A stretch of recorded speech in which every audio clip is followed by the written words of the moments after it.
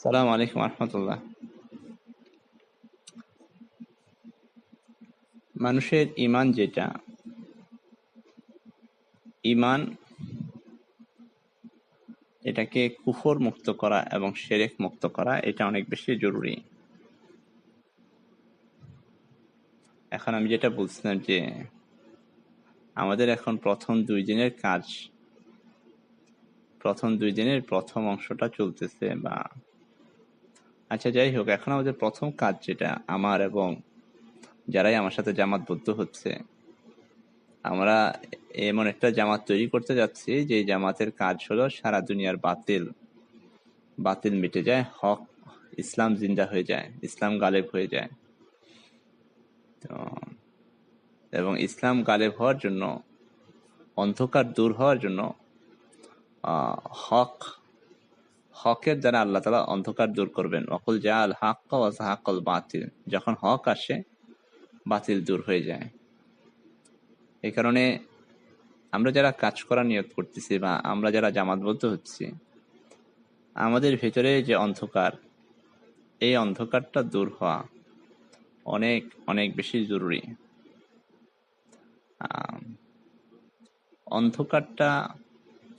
অন্ধকার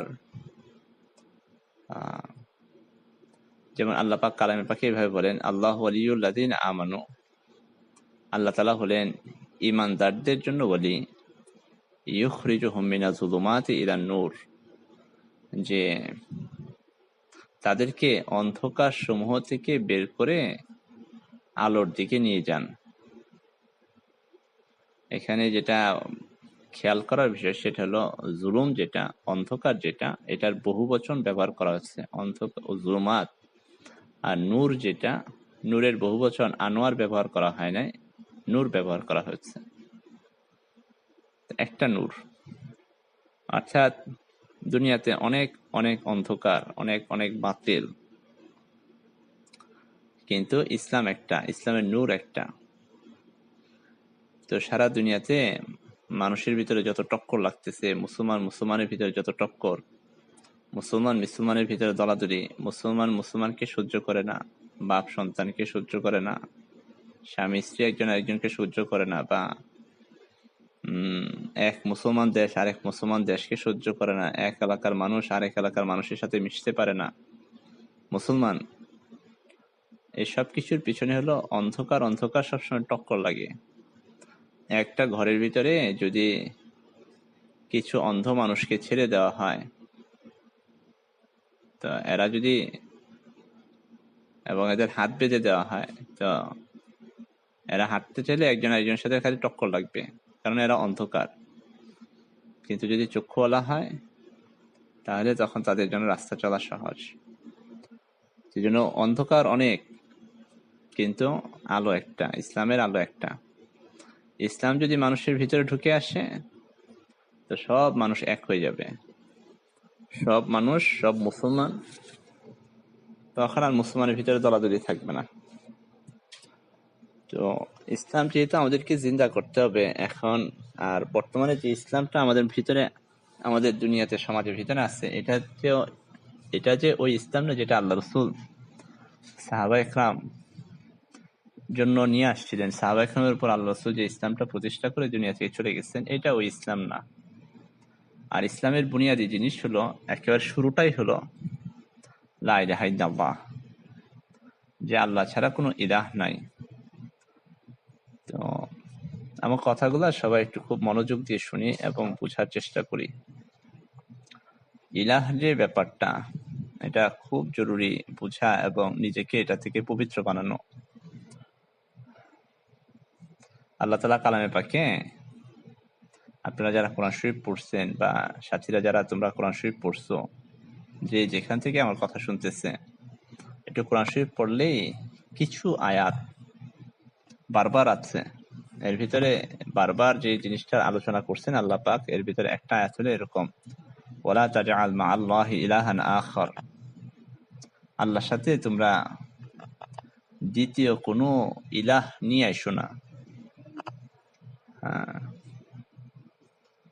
আল্লাহর সাথে দ্বিতীয় কোনো ইলাহ আনা, এটা কিন্তু মৌখিকভাবে আমরা কেউ বলি না যে আল্লাহ ছাড়া অন্য কোনো ইলাহ আছে, বা ইলাহ শব্দটার মানে বা এইভাবে কোরআন আয়াতের ভিতরে এটাও আছে যে তাজআলু লিল্লাহি আনদাদা, যে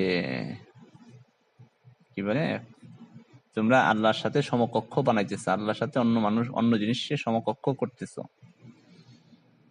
এখন খেয়াল করার বিষয় যেটা, আসমান জমিন আল্লাহ ছাড়া আর কেউ বানাইছে এটা কিন্তু কেউ মনে করে না, বা মানুষ জীব জানোয়ার যত সৃষ্টি মখলুকাত আছে এগুলাকে আল্লাহ ছাড়া অন্য কেউ বানাইতে পারবে এটা কেউ মনে করে না। কিন্তু আল্লাহ তাআলা এই যে আল্লাহর সাথে অন্য কোনো ইলাহ নিও না বা আল্লাহর সাথে কাউকে সমকক্ষ মনে করো না, এই কথাগুলা বারবার কোরআন শরীফে, কোরআনে বিভিন্ন জায়গাতে বারবার আল্লাহ তাআলা এই জিনিসগুলো আলোচনা করছেন যে লা তাজআলু লিল্লাহি আনদাদা, লা তাজআলু লিল্লাহি আনদাদা, যে আল্লাহর সাথে সমকক্ষ কাউকে বানায়ো না। যেটা বারবার আলোচনা করছে মানে হলো এটা মানুষের ভিতর খুব বেশি থাকবে। মানুষ আল্লাহ ছাড়া প্রচুর ইলাহকে তার সাথে আল্লাহর সাথে শরীক করবে। আর দুনিয়াতে যত ফাসাদ হইতেছে এর কারণ হলো এটা, একেবারে বুনিয়াদী কারণ হলো এটা, মানুষের অনেক ইলাহ, সে মুসলমান হোক আর অমুসলমান হোক, মানুষ অনেক ইলাহ পিছনে ছুটে। লাউ কানা ফীহিমা আলিহাতান ইল্লাল্লাহ, আল্লাহ ছাড়া যদি আসমান জমিনের মাঝখানে অন্য কোনো ইলাহ থাকতো লাফাসাদাত, তো ফাসাদ হইতো। এখন চিন্তা করার বিষয়, আল্লাহ ছাড়া তো অন্য কোনো ইলাহ আমরা মুসলমানরা মনে করি, মৌখিকভাবে মনে করি যে আল্লাহ ছাড়া কোনো ইলাহ নাই, তাহলে এত ফাসাদ কেন হইতেছে? দুনিয়াতে তো ফাসাদের কোনো অভাবই নাই, ফাসাদই ফাসাদ। তার মানে আল্লাহ ছাড়া অসংখ্য ইলাহ আমাদের ভিতরে রয়ে গেছে। তো ইলাহ কনসেপশনটা এটা খুব ভালো করে বোঝার চেষ্টা করি এবং সময় নিয়ে বুঝি। আমরা একটু চিন্তা করি, চিন্তা করাটা অনেক বেশি জরুরি। ওই যে 9/11 একটা আলোচনা আমি কোথাও করেছিলাম, অনেকে পেয়েছে বা অনেকে পায় নাই, সেটা হলো মানুষের সবচেয়ে জরুরি 3টা সম্পদ আল্লাহ তাআলা দিচ্ছেন। এর ভিতরে একটা হলো ইলম, একটা হলো ফিকির, আর তারপরে সবচেয়ে বড় যেটা সেটা হলো আকল। সেই জন্য আমরা এখন আমার কথাগুলো খুব মনোযোগ দিয়ে শুনি, তারপরে এটার ভিতরে চিন্তা লাগাই এবং আকলকে খাটাই, আকল খাটিয়ে সিদ্ধান্তে আসি, শনাক্ত করে তারপরে কাজ করি। যে এটা হলো ওই আয়াতটা, মনোযোগ দিয়ে শোনা, আল্লাযীনা ইয়াসতামিউনাল কওলা ওয়া ইয়াত্তাবিউনা আহসানা, মনোযোগ দিয়ে কথাটা শোনা এবং তারপরে উত্তমভাবে সেটার অনুসরণ করা, ইত্তেবা করা। উলাইকা আল্লাযীনা হাদাহুমুল্লাহ, আল্লাহ তাআলা এদেরকে হেদায়েত দিবেন, রাস্তা দেখাবেন, আল্লাহ রাস্তা দেখাবেন, ভুলগুলা ধরাই দিবেন এবং ভুল সংশোধনের জন্য কদম দেওয়ার হিম্মত দিবেন। ওয়া উলাইকা হুম উলুল আলবাব, এরা বুদ্ধিমান। সেই জন্য খুব জোর দিয়ে বলতেছি, সবাই খুব মনোযোগ দিয়ে কথাটা শুনি এবং উপলব্ধি করার চেষ্টা করি যে আল্লাহ ছাড়া কোনো ইলাহ বুঝতে হইলে প্রথমে ইবাদত বুঝতে হবে। আমরা যে ইবাদত যে শব্দটা, ইবাদত বা বন্দিগি যে শব্দটা, এই শব্দটার মানে আকসার উলামা ইকরাম জানে না, বা আমাদের এখনো উপলব্ধি আসে নাই ইবাদত কি জিনিস। ইবাদত শুধুমাত্র কিছু নামাজ, রোজা, হজ, যাকাত, আমরা ইবাদত বলতে এইগুলাকে মনে করি। আসলে ইবাদত শুধু এতটুকুর ভিতরে সীমাবদ্ধ না, কারণ আল্লাহ তাআলা কোরআনে যেটা বলছেন, ওমা খলাকতুল জিন্না ওয়াল ইনসা ইল্লা লিয়াবুদুনি, আমি জিন এবং মানুষকে শুধুমাত্র আমার ইবাদতের জন্যই সৃষ্টি করছি। তো মানুষ শুধুমাত্র আল্লাহর ইবাদত করবে, তো এটার মানে এটা না সারাদিন নামাজ পড়বে বা সারা বছর রোজা রাখবে বা সারাক্ষণ জিকির তসবিহ তিনি জিকির করতে থাকবে। কিন্তু মানুষ সারাক্ষণ, মানুষকে এটার জন্যই বানানো হয়েছে, তো মানুষ এটাই করে সারাক্ষণ, কিন্তু কার জন্য করে এটা বোঝার জন্য আরেকটু বুঝি যে আমরা ইবাদত মানে হলো, ইবাদত শব্দটা আসে আব্দ, আব্দ মানে গোলাম, গোলাম তার মানে ইবাদত হইলো গোলামি, গোলামি করা, সহজভাবে বুঝি গোলামি করা। বা গোলামি করা মানে কি, যে আমি কোনো কাজকর্ম কার জন্য করি, যে কোনো কাজ করি, যে কোনো কথা বলি, কার জন্য এই কাজটা করতেছি বা কথাটা বলতেছি, আমার প্রত্যেকটা কাজকর্ম হইল ইবাদত। এখন ইবাদত বা হিন্দুরা যেটাকে পূজা বলে, বা আরো সহজভাবে বুঝি যে গোলাম মনিবের কথা কেন শুনে, মনিবের সামনে সে মনিবের কথা শুনতে সে বাধ্য থাকে। মনিব বলে এখন এটা করো, তো তখন সে ওইটা করে। মনিব বলে এটা করা যাবে না, সেটা করে না, কারণ মনিবই তার সবকিছু, মনিব তার সব জরুরত পুরা করে, বা মনিবই তার সবকিছু। এই যে কারোর সামনে নত হওয়া এবং তার জন্য কাজ করা, এটাকে ইবাদত বলে।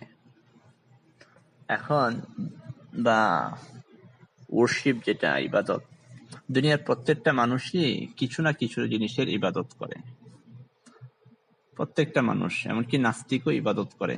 প্রত্যেকটা মানুষ, কথাগুলো একটু স্পষ্ট মানে খুব বোঝার চেষ্টা করি, দুনিয়ার প্রত্যেকটা মানুষই ইবাদত করে, এবং যে যে জিনিসের ইবাদত করে সেটা হলো তার জন্য ইলাহ। কারণ প্রত্যেকটা মানুষই কিছু না কিছু কাজ করে, এবং ওই কাজটা সে কার জন্য করতেছে, যার জন্য করতেছে, সে হইল তার ইলাহ। এই জন্য আল্লাহ প্রথম যে কলেমা দিচ্ছেন সেটাতেই বলেছেন লা ইলাহা ইল্লাল্লাহ, আমরা আল্লাহ ছাড়া আর কারোর জন্য কোনো কাজ করব না, শুধু আল্লাহর জন্যই কাজ, যা কিছু কাজ আল্লাহর হুকুম মোতাবেক, আল্লাহর জন্য, এটা হলো লা ইলাহা ইল্লাল্লাহ। এখন যে কথাটা বললাম, দুনিয়ার প্রত্যেকটা মানুষই কিছু না কিছু, কাউকে না কাউকে ইলাহ বানায় নেয়। সেটা কিরকম, যেমন কেউ টাকারে ইলাহ বানায় নেয়, টাকা তার জন্য সবকিছু, টাকার জন্য সে কদম দেয়, টাকার জন্য সে দৌড়ঝাঁপ করে, টাকার জন্য সে শ্রম ব্যয় করে, টাকা নিয়েই তার সব চিন্তা ফিকির, তো সেই ব্যক্তি টাকাকে ইলাহ বানাইছে। কেউ কেউ হয়তো এই যে অর্থ সম্পদকে ইলাহ বানায়, কেউ হয়তো তার সন্তানদের জন্য সবকিছু করে, যা কিছু স্বপ্ন, যা কিছু করা, যা কিছু সবকিছু তার সন্তান, তার ফ্যামিলি, তার স্ত্রী সন্তান, এগুলাকে ঘিরেই তার সবকিছু, তো এটাকে সে ইলাহ বানায় ফেলছে। কেউ তার পড়াশোনা বা ক্যারিয়ারকে বা সার্টিফিকেট, এটাকে লক্ষ্য করেই সবকিছু করে, এটার জন্যই সব তার চিন্তা ফিকির, বা তার কদম, তার ঘুম থেকে উঠা, তার ঘুমে যাওয়া, তার কথা বলা, তার চিন্তা ভাবনা, তার ফিকির, সবকিছু তার ক্যারিয়ারকে ঘিরে। তো এই ক্যারিয়ারটাকে সে ইলাহ বানাইছে। বা কেউ কেউ আইডিওলজিকে, কোন একটা আইডিওলজি, কোন একটা ফিলোসফি, কেউ বা গণতন্ত্র, বা কেউ কোন একটা থিম বা মতাদর্শ, এই মতাদর্শের উপরে সে তার জীবন চালায়, তো এই মতাদর্শটা তার জন্য ইলাহ। যে ব্যক্তি নাস্তিক, সেও তার একটা মতাদর্শ অনুযায়ী সে তার জীবনকে পরিচালনা করে, ঠিক আছে না? তো ওই মতাদর্শটা তার জন্য ইলাহ। তো কথা তো মানে সবাই একটু বোঝার চেষ্টা করি। আবার কেউ হলো নিজেকে স্বাধীন মনে করে সে খুব স্বাধীন, সে যখন যা মন চায় তাই করে, তার সামর্থ্য আছে, বা যখন যেটা করতে মন চায় তাই করে, তো সে তার ইচ্ছাকে ইলাহ বানাইছে। তো এইসব কিছু আসলে ইলাহ, অর্থাৎ মানুষ যে কোনো কদম দেয়, মানুষ যে কোনো কাজ করে, মানুষ যে কোনো কথা বলে, এটাকে, যে জিনিসকে সামনে রেখে সে এই কথা, কাজ, পরিকল্পনা এগুলা করে, এগুলা হলো তার জন্য ইলাহ। এবং হাদিসে পাকে আছে, এই সব ইলাহগুলার ভিতরে আবগদুল বিলাদ ইলাল্লাহ, আল্লাহর কাছে সবচেয়ে নিকৃষ্ট ইলাহ হইল মানুষের হাওয়া, মানুষের খাহেশ, মানুষের ইচ্ছা। মানুষের যখন যেটা মন চায় তখন সেটা করে, বা নিজের ইচ্ছা মাফিক জীবনকে চালায়। তো মানুষের এই ইচ্ছাটাও একটা ইলাহ। এটা সম্পর্কে ওই যে কোরআনে দেখবেন যে, যারা আমার কথা শুনতেছি, কোরআনে দেখবো যে আপার আইতা মানি তাখদা ইলাহাহু হাওয়াহু, এই এই শিরোনামটা দিয়ে বা এই এই বিগিনিংটা দিয়ে বেশ কিছু আয়াত আছে, অনেকগুলো আয়াত আছে, যে আপার আইতা মানি তাখদা ইলাহাহু হাওয়াহু। আপনি কি, আল্লাহ রসুলকে বলা হইতেছে বা সারা দুনিয়ার মানুষকে বলা হইতেছে, তোমরা কি দেখো না যে যারা নিজের খাহেশকে ইলাহ বানায় নিছে, তো এটা হলো সবচেয়ে নিকৃষ্ট ইলাহ। মানুষ নিজের ইচ্ছা মাফিক চলে, ইচ্ছা মাফিক জীবনকে চালায়, বা কেউ কোনো আইডিওলজি বা মতাদর্শ অনুযায়ী জীবনকে চালায়। যারা রাজনৈতিক নেতা তারা গণতন্ত্রের উপর জীবনকে চালায়, এটা অনুযায়ী তার জিন্দেগি চলে। কেউ মেয়ে মানুষের জন্য জীবনকে চালায়, কেউ কেউ বিভিন্ন জিনিসকে ইলাহ বানায়, টাকা পয়সাকে বানায়, সম্মানকে ইলাহ বানায়, বা তার কেরিয়ারকে ইলাহ বানায়। কেরিয়ারের জন্য সে সব কিছু করে, কষ্ট ভোগ করে, শ্রম দেয়, সবকিছু করে। তো এই যে ব্যাপারটা, এটা হলো ইলাহ। আমাদেরকে সব ইলাহকে নাকচ করে দিয়ে এক আল্লাহকে ইলাহ বানাইতে হবে। সব ইলাহকে নাকচ করে দিয়ে। দুনিয়াতে যত ফাসাদ হইতেছে এর মূল কারণ হইল আমরা আল্লাহ ব্যতীত অনেক ইলাহকে গ্রহণ করে নিজেদের জীবনকে চালাইতেছি, অনেক ইলাহকে। ঠিক আছে না? এই জন্য প্রত্যেকটা কথা, কাজ আমি কেন করতেছি, কোন জিনিসকে সামনে রেখে করতেছি, এটা আমার আল্লাহর ইচ্ছা কিনা, এটা আমার আল্লাহর হুকুম কিনা, এইভাবে যদি মানুষ তার জীবনকে পরিচালনা করে বা নিজের জীবনকে গুছায় নিতে পারে, তখন আসলে সে আল্লাহকে ইলাহ বানাইল। এছাড়া ওই যে কেউ তার বউকে ইলাহ বানায় নেয়, কেউ তার সন্তানকে ইলাহ বানায় নেয়, কেউ তার কেরিয়ারকে ইলাহ বানায় নেয়, কেউ নিজের খায়েশকে ইলাহ বানায় নেয়, কেউ তার মতাদর্শকে ইলাহ বানায় নেয়, এবং কেউ তার পীর সাহেবকে ইলাহ বানায় নেয়। এটা আমাদের কওমি সমাজে অনেক বেশি, যে পীর সাহেবের কথা অনুযায়ী পীর সাহেবই ইলার মতো। যে অনেকে অনেক কিছু গ্রহণ করে না, এই কারণে গ্রহণ করে না যে হুজুর হুজুর কি বলে আগে দেখি। তো নিজের আকলকে খাটায় না, নিজের এলেমকে খাটায় না, বা এবং মক্কা জীবনে আবু জেহেল, আবু লাহাব, উতবা, সাইবা, রাবিয়া, এরা যারা সর্দার ছিল, মুরব্বী ছিল, যারা এই মুরব্বীদের কথাই শুনছে, মুরব্বীদের পূজা করে গেছে, মুরব্বীদেরকে ইলাহ বানাইছে, এরা শেষ পর্যন্ত ইসলাম পায় নাই, বা ইসলাম পাইলেও অনেক পরে ইসলাম পাইছে। ইকরামা রাদিয়াল্লাহু আনহু ইসলাম কবুল করার পরে এই কথা বলছিলেন যে ইসলাম যে সত্য ধর্ম, এটার বুঝ বা এটা আমার মন সায় দিত, কিন্তু আমি আমার পিতা আবুল হাকাম বা আবু জাহেল, তার কারণে এটাকে গ্রহণ করতে পারতাম না, বা তার সম্মানার্থে বা তার কারণে, তার দিকে তাকায়া এটাকে গ্রহণ করা তার জন্য তিনি গ্রহণ করতে পারেন নাই। পরে যে মক্কা বিজয়ের পরে ইসলাম কবুল করছেন। তো এটাও একটা ইলাহ, মুরব্বী পূজা, মুরব্বীদের কথা অনুযায়ী, মনসা অনুযায়ী চলা, বা কি বলে এটাকে, যেমন অনেকেই আমার দাওয়াতগুলা পাইছে, অনেকে আমার কথাগুলা শুনছে, কথাগুলা শোনার পরে এখানে মদিনাতে এরকম হয়েছে যে অনেকে আমার কথাগুলা শুনছে, কিন্তু তখন একজনকে জিজ্ঞেস করছে, এক মুরব্বীরে জিজ্ঞেস করছে, মুরব্বী কথাটাকে নাকচ করে দিছেন, তো সেও নাকচ হয়ে গেছে। তো মুরব্বীকে ইলাহ বানাইছে, মুরব্বীর মনসা অনুযায়ী চলে। এখন এই মুরব্বী যিনি আছেন, মুরব্বী যে হেদায়েতের উপরে আছেন বা উনি যে সবসময় সঠিক জিনিসটা ধরতে পারবেন, এটার সাথে তো কোনো সার্টিফিকেট নাই। এটা তো কোথাও বলে দেওয়া হয় না এই মুরব্বী সবসময় সঠিক জিনিসটা ধরতে পারবেন। বরং আকসার ক্ষেত্রে ইসলামের ইতিহাস যেটা, মুরব্বীরা বেশিরভাগ সময় ধোঁকা খেয়ে গেছেন, তাই না? আল্লাহ রসুল সাল্লাল্লাহু আলাইহি ওয়াসাল্লাম যখন মক্কায় দিন নিয়ে আসছেন, তখন আবু বকর, ওমর, ওসমান, সাদ বিন আবি ওয়াক্কাস, আবু উবাদা ইবনে জাররাহ, তো ইনারা হইলেন ইসলামের জন্য অগ্রগামী, সাবিকুনাল আউয়ালুন মিনাল মুহাজিরিন দেবতে ইনারা অগ্রগামী, এবং ইনারা সবাই নওজোয়ান ছিলেন। কিন্তু যারা মুরব্বী ছিলেন, আবুল হাকাম, উতবা, রাবিয়া, আবুল হাব, আবু তালেব, এত ভালো মানুষ আবু তালেব, কিন্তু মুরব্বীরা কেউ বেশিরভাগ সময়ই সত্যটাকে ধরতে পারে নাই।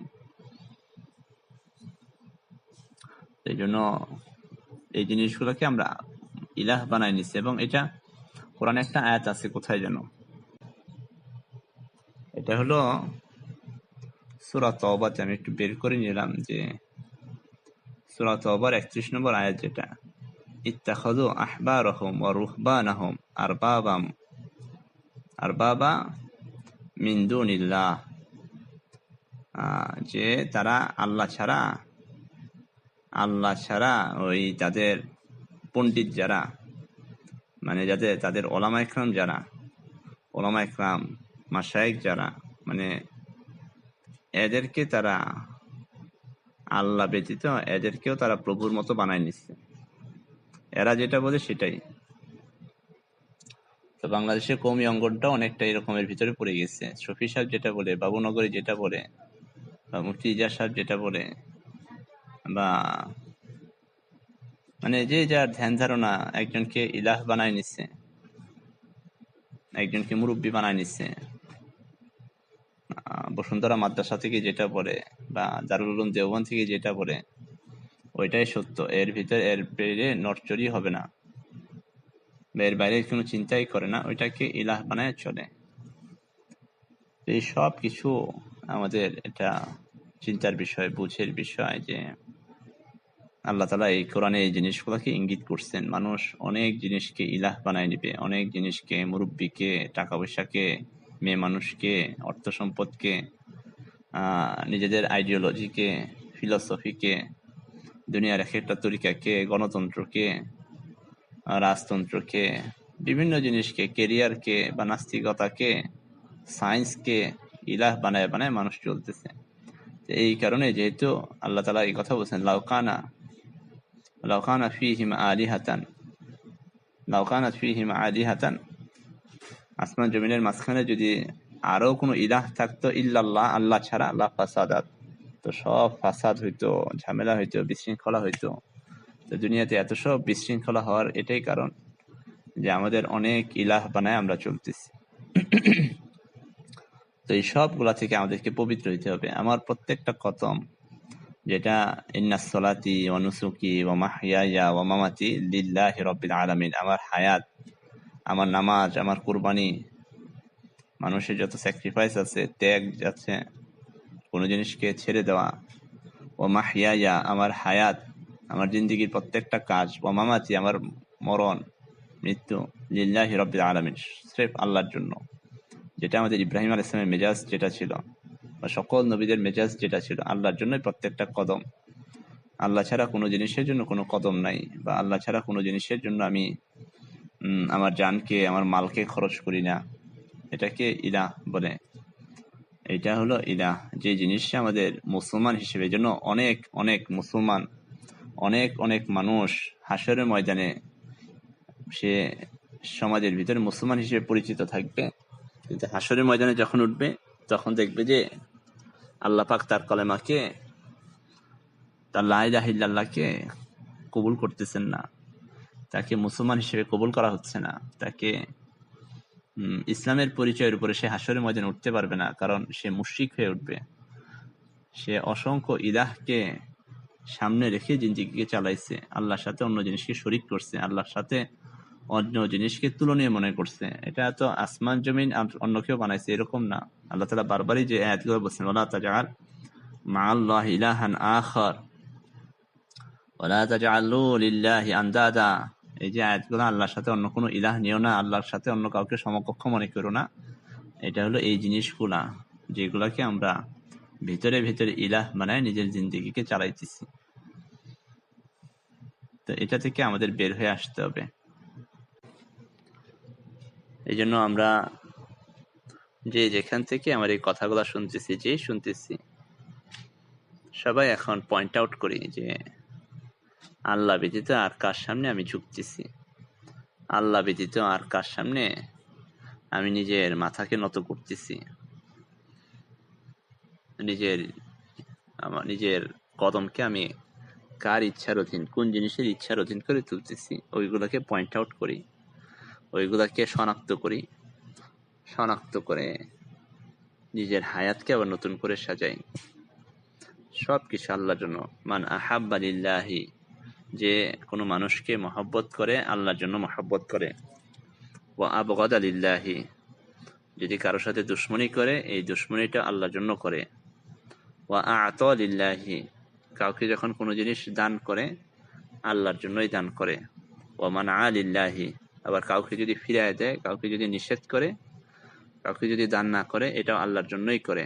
ফাকাদ ইসতাকমালাল ঈমান, তো এই ব্যক্তির ঈমান পরিপূর্ণ, এই ব্যক্তির ঈমান শিরক মুক্ত। তো আমাদের প্রথম কাজ যেটা এখন প্রথম কাজ, আমাদের যে জামাতবদ্ধ হয়েছি আমরা, আমাদের প্রত্যেকের জন্য এটা প্রথম কাজ যে আমাদের ঈমানটাকে পরিপূর্ণ বানায়, শিরক মুক্ত বানায় ইনশাআল্লাহ। যে কথাগুলা বলা হইলো এগুলা একটু বোঝার চেষ্টা করি এবং মানে মানুষের জরুরি তিনটা জিনিস মানুষ বুঝতে শিখে, মানুষ শুনে। ওইটা ওই যে আমার ভাই বোনদের কাছে একটা চিঠি লিখছিলাম, যেটা যে প্রথমে হলো কিছু ছাপ তৈরি হওয়া মনের ভিতরে, তারপরে সেখান থেকে ইন্টেলিজেন্সগুলাকে, বুদ্ধিমত্তাগুলাকে, তথ্যগুলাকে সংগ্রহ করা এবং তারপরে সেগুলাকে সাফল করা, সেগুলাকে শর্টিং করা, সেগুলাতে কি বলে এটাকে, সেগুলাকে ব্যবহার করে কোনো সিদ্ধান্তে আসা, বা সংক্ষেপে যদি বলি মানুষের এলেম, ফিকির এবং আকল, এই তিনটাকে যখন মানুষ একসাথে করে তখন মানুষকে আল্লাহ তাআলা যোগ্যতা বাড়াইতে থাকেন। মানুষের যোগ্যতা আল্লাহ পাকের পক্ষ থেকে আসে। ওমর রাদিয়াল্লাহু আনহু একবার মিম্বারে উঠে সবাইকে ডাক দিচ্ছেন, মানে একবার উনি যখন আমিরুল মুমিনিন খলিফা, তখন ওনার একবার নিজেকে উত্তম মনে হইল অন্যদের থেকে। তো উনি মিম্বারে উঠে সবাইকে ডাক দিলেন, এই সবাই আসো। তো সবাই আসার পরে উনি সবাইকে ডেকে বললেন, দেখো আমি তো এরকম ছিলাম যে আমি আমার খালার বকরি চড়াইতাম, কয়টা বকরি নিয়ে যেতাম আর কয়টা বকরি নিয়ে আসতাম, এইটা হিসাব রাখার মতো যোগ্যতা আমার ছিল না। এটা বলে উনি মিম্বার থেকে নেমে গেছেন। আচ্ছা, যাই হোক, এটা যেটা দেখার বিষয় সেটা হলো যে এই যে ওনাকে আল্লাহ তাআলা মানে একজন একেবারে সাধারণ একজন মানুষ ছিলেন ছোটবেলায় বা কম বয়সে, কিন্তু তারপরে আল্লাহ তাআলা এত যোগ্যতা দিলেন যে ইসলামিক খেলাফতের বুনিয়াদ বা বেস যার মাধ্যমে শক্তিশালী হয়েছে, এটা হলো ওমর রাদিয়াল্লাহু আনহু। এবং আল্লাহ রাসূল সাল্লাল্লাহু আলাইহি ওয়াসাল্লাম যাকে সার্টিফাই করে গেছেন যে আমার পরে যদি কেউ নবী হইতো ওমর হইতো। এই যোগ্যতা আল্লাহ তাআলা ইসলামের মাধ্যমে দিয়েছেন যে মানুষ তার এলেমকে, ফিকিরকে এবং আকলকে ব্যবহার করতে শিখে। এই যোগ্যতা আল্লাহ তাআলা সবাইকে কম বেশি দিয়েছেন। তো যে কথাগুলো শুনলাম, এই কথাগুলো সবাই একটু বারবার শুনি, বুঝার চেষ্টা করি। এই বুঝার চেষ্টা করাটা হলো ফিকির। তারপরে নিজের জন্য কাজ বের করি।